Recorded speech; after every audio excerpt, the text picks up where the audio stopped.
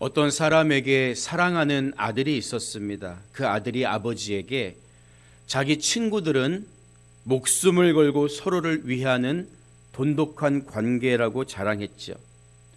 아버지는 아들의 친구들이 정말 진정한 친구인지 한번 시험해 보자는 제안을 합니다.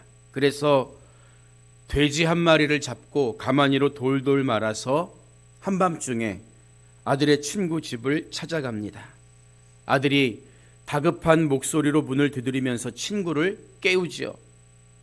멍하니 문을 열어준 친구에게 내가 오늘 어떤 사람과 언쟁을 벌이다가 실수로 그 사람을 죽였는데 잠시 숨겨줄 수 있겠어? 애원하죠. 하지만 친구는 겁에 질린 눈으로 매정하게 문을 닫아버립니다. 밤이 새도록 죽은 돼지를 등에 업고 친구들의 집을 찾아갔지만 누구 하나 어려움에 처한 아들을 돕겠다고 나서는 이가 없었습니다. 이때 뒤에서 지켜보고 있던 아버지가 아들에게 이번에는 나를 따라오라고 하고는 자기 친구 집을 찾아가죠.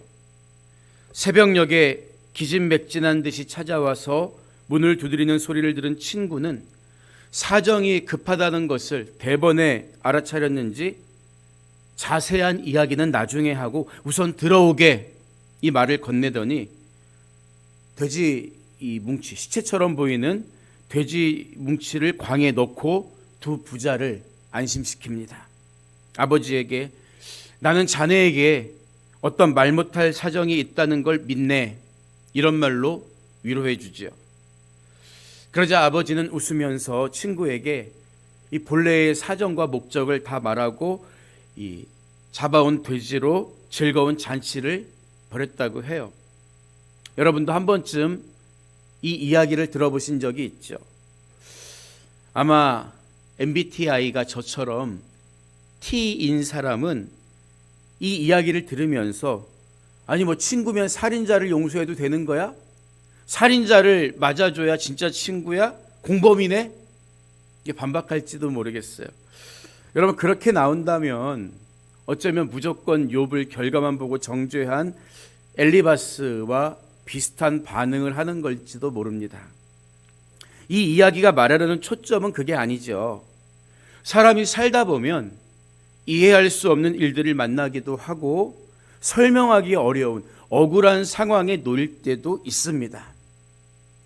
전후 사정을 모르는 사람들이 다 나를 욕하고 손가락질할 때 그래도 나를 믿어주고 끝까지 편을 들어줄 수 있는 사람이 있다면 여러분 얼마나 든든할까요?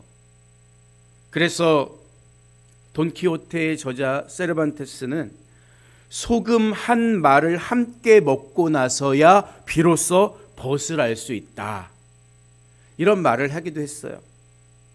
삶의 즐거운 순간만이 아니라 쓰고 찝찝한 고통의 눈물을 함께 마셔봐야 비로소 진정한 벗이 된다는 뜻이죠. 오늘 욥은 친구들의 의리 없음을 탄식합니다. 여러분 친구 사이뿐만 아니라 부부 사이에도 의리가 필요합니다. 심지어 우리가 신앙생활을 하는 것도 하나님께 대한 일종의 의리라고 할 수 있는 거예요. 의리가 뭡니까? 좋은 일이 있을 때만 좋고 함께하는 게 아니라 힘들고 고통스러운 순간에도 함께 있어주는 게 의리 아닙니까? 그런데 믿었던 친구들로부터 위로가 아닌 일방적인 책망, 차가운 눈초리, 충고를 받은 욥의 심정이 어떠했을까요? 그 마음이 14절에 표현되어 있어요. 낙심한 자가 비록 전능자를 경외하기를 저버릴지라도 그의 친구들로부터 동정을 받느니라.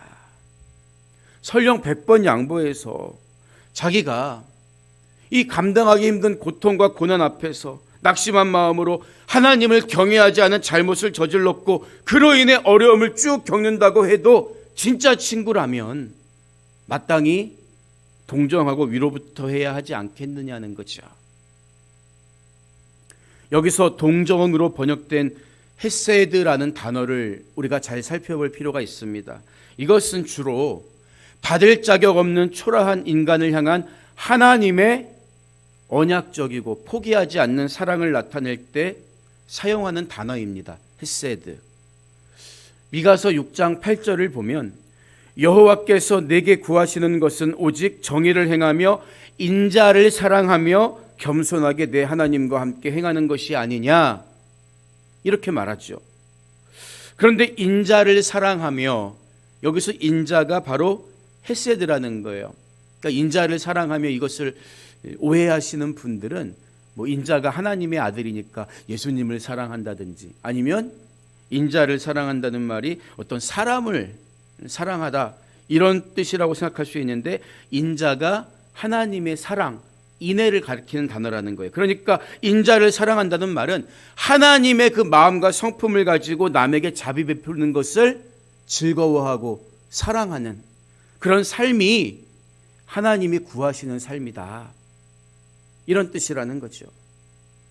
마땅히 친구 사이에서도 이런 인자가 흘러가야 하지 않겠습니까? 하지만 내 형제들은 개울과 같이 변덕스럽고 그들은 개울의 물살같이 지나가누나, 이 15절에 기록된 욥의 말처럼 엘리바스와 곁에 서 있는 두 친구들의 태도가 동정은커녕 헤세드가 드러나기는커녕 냉담하기 그지없었다는 거예요.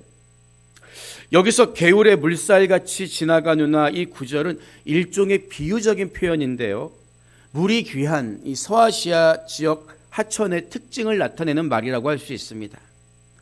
욥이 살았던 우스라는 땅은 넓게 보면 에돔에 속한 땅인데요, 건기와 우기가 뚜렷한 그 지역에는 비가 오는 우기가 되면 생기는 하천, 와디라는 간헐하천이 있었죠.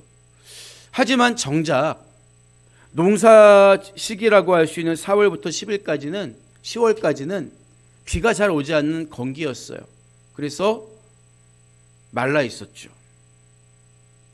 반대로 농한기인 11월부터 3월에는 비가 막 내리는 우기가 돼서 하천이 흘러 넘쳤다고 해요. 따라서 이 비유는 마치 와디가, 간헐하천이 물을 절실히 필요로 하는 농부에게 별 도움을 주지 못하는 것처럼 욥의 친구들 역시 아무런 도움을 주지 못하는 무용한 존재임을 나타내는 거예요. 그러면 그 지역의 사람들은 어떻게 농사를 지을까요? 실제로 이스라엘에 가보면 1년 365일 중에 300일 이상 아침마다 이슬이 흠뻑 적시도록 내린다고 해요. 그러니까 날마다 보이지 않는 그 이슬의 은혜로 인해서 농사도 짓는 거죠. 이 개울은 비가 오면 불어나긴 하는데 정작 농번기에는 필요가 없는 거예요. 이어지는 16절과 17절을 보면 얼음이 녹으면 물이 검어지며 눈이 그 속에 감추어질지라도 따뜻하면 마르고 더우면 그 자리에서 아주 없어지나니라고 하는데, 비슷한 비유의 표현입니다.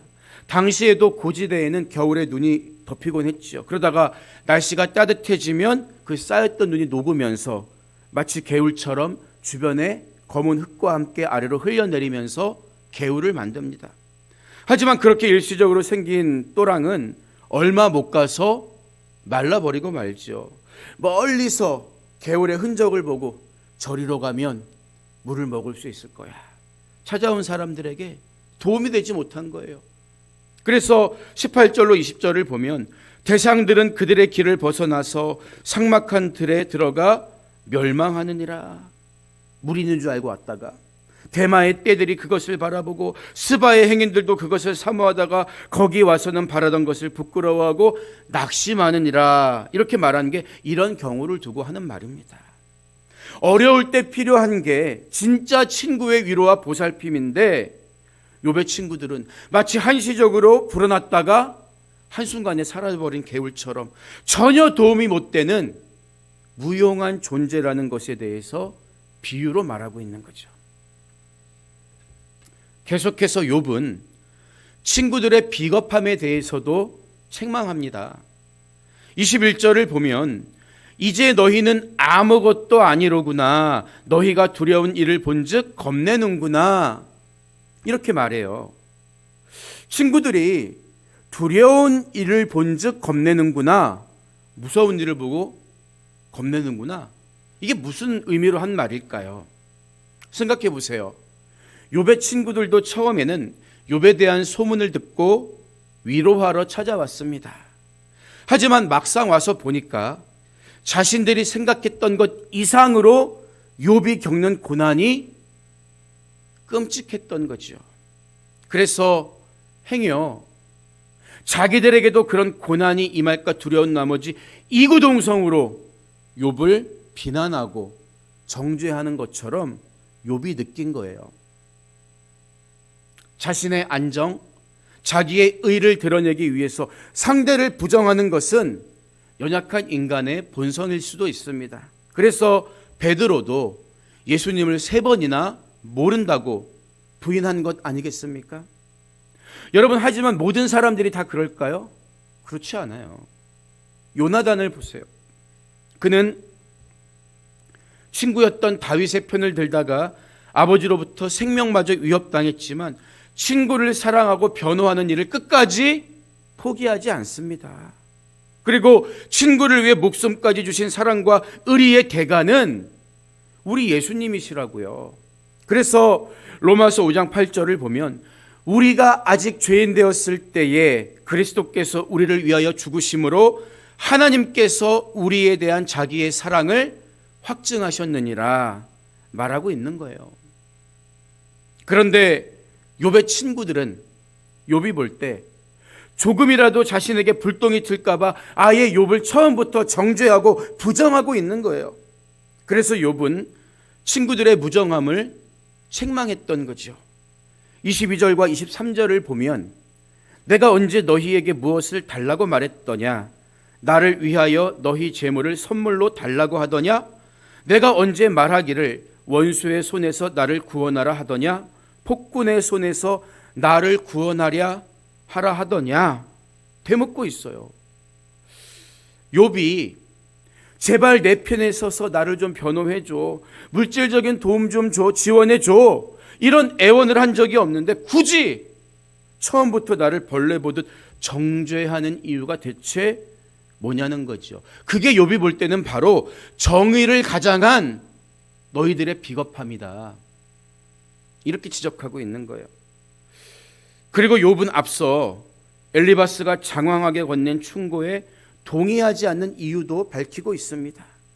24절을 보면 내게 가르쳐서 나의 허물된 것을 깨닫게 하라, 내가 잠잠하리라, 이렇게 말하잖아요. 너는 결과만 보고서 지금 말하는구나. 하지만 결과만 보고 쉽게 판단하지 말고 구체적으로, 그렇다면 내가 어떤 죄를 지었길래 그 죄로 인한 고난을 받고 있는지 내가 지은 죄 좀 가르쳐줘. 그럼 내가 잠잠할게, 이 말이죠.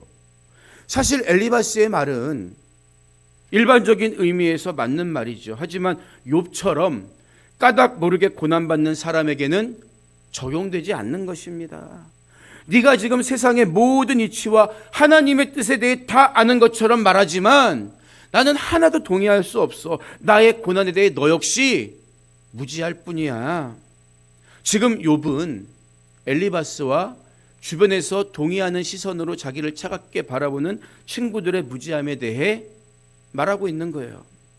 이어지는 25절과 26절을 보면 옳은 말이 어찌 그리 고통스러운고 너희의 책망은 무엇을 책망함이냐? 너희가 남을 꾸짖을 생각을 하나 실망한 자의 말은 바람에 날아가느니라, 이렇게 말합니다. 여기서 옳은 말이 어찌 그리 고통스러운고, 이 욥의 말을 눈여겨볼 필요가 있어요. 여러분, 일반적인 의미에서도 옳은 말은 귀에 듣기 힘들어도 들어야 유익이 됩니다. 옳은 말은 들어야 하는 거예요. 하지만 뒤에 이어지는 너희의 책망함은 무엇을 책망함이냐, 이 대꾸에서 유추할 수 있듯이 욥은 엘리바스가 그럴듯한 옳은 말은 계속 퍼붓고 있는데 자신에게는 전혀 맞지 않는다는 것을 비꼬아서 말하고 있는 거죠. 욥은 한 걸음 더 나아가서 친구들을 향해서 너희는 고아를 제비 뽑으며 너희 친구를 팔아넘기는구나, 죄의 삭스로 고난받는 사람 중 하나로 취급하는구나, 원색적인 비난을 해요. 물론 욥이 이렇게 강한 어조로 친구들을 비난하는 게 지나친 감은 없지 않습니다. 이것은 욥 역시 오랜 고난으로 인해 몸과 마음이 몹시 지쳐 있다는 것을 보여주는 대목이죠. 하지만 욥의 친구들은 욥에게 전혀 위로가 되지 못했을 뿐만 아니라 인간적으로도 비겁했고 욥의 고난에 대해 이해하지 못하고 무지했다는 점에 있어서 너희들은 지금 이런 상황의 사람들이야, 욥은 단적으로 표현하고 있는 거예요. 벗들의 무용함과 비겁함 그리고 무지함에 대해 책망한 욥은 마지막으로 그러니까 너희들의 마음을 돌이켜라, 돌이킬 것을 권면하죠. 28절과 29절에서 욥은 이제 원하건대 너희는 내게로 얼굴을 돌리라. 내가 너희를 대면하여 결코 거짓말을 하지 아니하리라.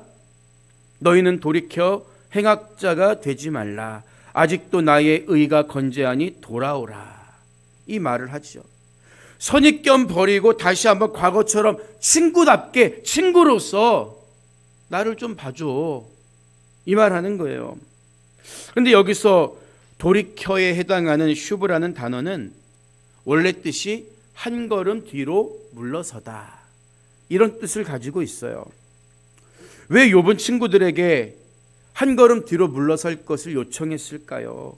그들이 결과주의라는 고정관념에 집착하고 있기 때문입니다. 우리도 그럴 수 있어요.